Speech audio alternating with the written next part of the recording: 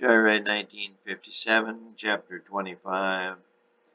Grandma, you think it's over? Grandpa said. I don't know. Been an hour, Grandma said. You think I should see if it's over? Grandpa said. Maybe wait another quarter, she said. After another 15 minutes, he began to climb the stairs leading out of the root cellar up to the ground surface. He pushed back the door, angled to 30 degrees from the ground. He looked up at the sky. It was still gray and drizzly, but the wind was down to a dull roar. Went back down the stairs and beckoned her to come up. Worst's over, he said. Bring up a peach and a pickle, the sweet ones. He picked up a couple of glass jars and followed her up the creaky wooden stairs. The two walked out onto the farmyard in the twilight and went through the screen door into the farmhouse kitchen. Grandma began to cook supper, fried chicken and fried potatoes. Grandpa sat down and began to watch the 6 o'clock news. He soon dozed off.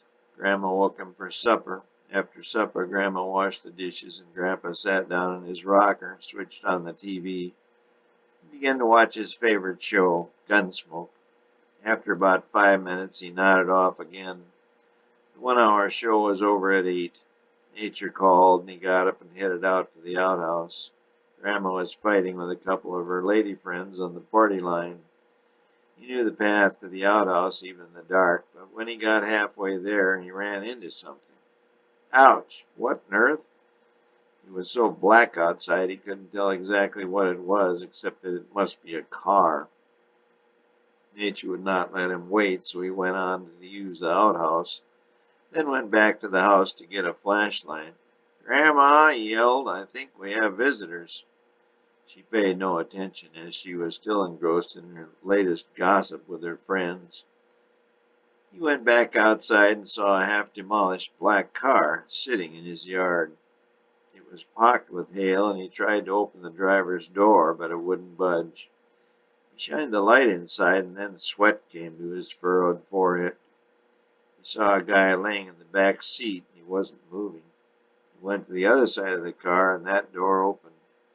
He struggled and finally dragged the 6-foot man out.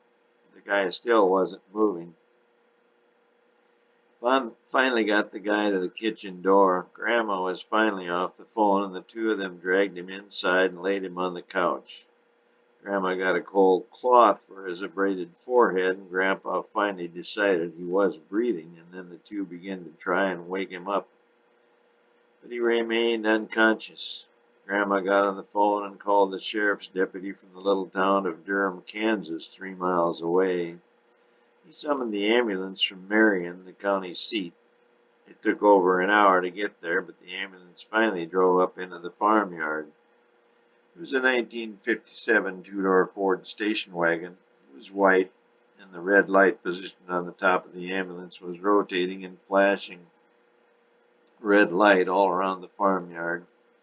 The farm dog, a mongrel with at least a little bit of German shepherd in him, remained asleep on the doorstep, completely unconcerned with the events playing out in front of him. The driver and the attendant came in and assessed the patient. He had no ID on him and remained unconscious. Eventually, they got him into the ambulance and were on their way. We'll come and tow the car in the morning, the sheriff's deputy said. Thanks, deputy, Grandpa said. Must have been a big twister, he said. Cut a 2-mile swath from above McPherson all the way to El Dorado. Amazing. Missed every town. Tore through your farm down by the Cottonwood Creek. Took out the bridge. Have to go around to get to town in the morning, Grandma said. Yeah, you two okay? The deputy asked. Yeah, thanks for coming, Grandma said. He turned and headed for the screen door. Want a chicken leg for the road? Grandma said. He turned and took a juicy chicken leg from her. He took a big bite as he went through the door, got into his pale green 1957 Ford patrol car, and drove out of the yard. Grandma got on the phone and Grandpa headed for bed. The ambulance eventually arrived at St. Luke's Hospital.